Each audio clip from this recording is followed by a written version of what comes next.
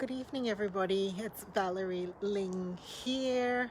I am heading out for a bit of a walk, and I wanted to share something that I was aware of about a video that I just watched of a physiotherapist who has been able to survive through the COVID situation and was aware of some thoughts that I was experiencing, and I thought I would come and share that with you. Oh, um, so amongst the many things that I am, being a psychologist, etc., etc., etc., I'm also a small business owner, an unwilling small business owner who found themselves with a small business and don't even know how I landed up with a small business, but I did, right? And I'm dearly, dearly proud and pleased and love the group of people who work with me. I guess I see them not so much as my small business, as a small business. I see them really as my work family, my work colleagues, because when you are self-employed, you are by yourself. And I have to tell you that in the COVID environment, every time I've heard the word pivot, I really, really struggled with it. Every time I heard someone say, you've got to pivot, or when I'm hearing people talk about pivoting, it really peeved me to hear that word. And if I were to be honest, I would say to you that in the COVID environment as a small business owner, it has been quite frightening to see the number of businesses being swallowed up by this pandemic. And the statistics are that small businesses in Australia make a large percentage of our economy. However, very few actually do survive. And the thought that in one pandemic it would wipe out industries was a really frightening thing for me to watch and to learn that nothing about being a psychologist, nothing about being a small business owner would prepare me for what was before us. And I felt like pivoting. Every time someone said to me to pivot, I'd be like, well, you go pivot. You go pivot. You think it's so easy? Well, go ahead. Go. You do it.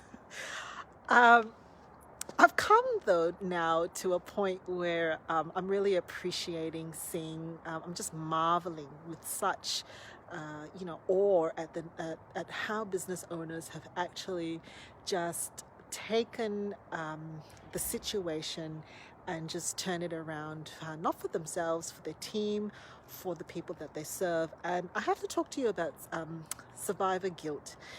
This idea was floated to me early on when people were talking about how there are going to be some of us who are going to feel survivor guilt if other people have lost their jobs and we don't. But can I tell you that as a small business owner, there is survivor guilt in that as well. Every day when I drive or when I do get to work and I look eagerly to see which businesses are open again, you do feel a sense of deep, deep sadness that some have survived and some haven't, not for acuity or ability, but circumstances, just circumstances. And you do feel a sense of why me? Why have we been one of the industries that haven't really been hit? There are some industries that are doing well. And you do feel that, and you do have to recognize that that is, I think a normal reaction and a difficult one. And so one of the things that I figured out about the survivor guilt was there needs to be a way for us to reinvest that in a couple of ways. It's getting very, very dark, so I'm going to speak really quickly. Number one is, as a small business owner, investing in other businesses right now, really investing. Where can we actually support other business owners in ways that we may never have even thought of before? Whenever you look at something in your business, think of whether there is another small business owner that you can get that from instead of where you're normally getting it.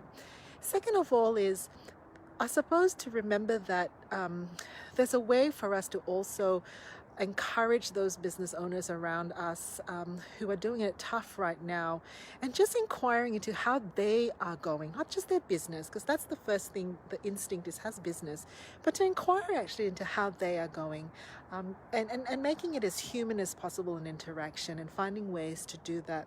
And the third thing is, I suppose, just being able to celebrate the wins that every small business is putting into place right now, the little steps in small ways to just make it through COVID-19. So a couple of thoughts for me. I didn't really prepare very much. I'm out of the door going for a walk, but I just wanted to authentically just say that small business survivor guilt, I think, is a real thing.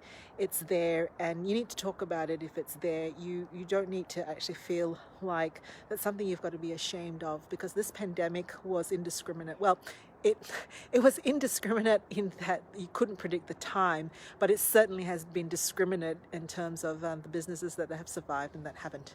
All right, I'll catch you later.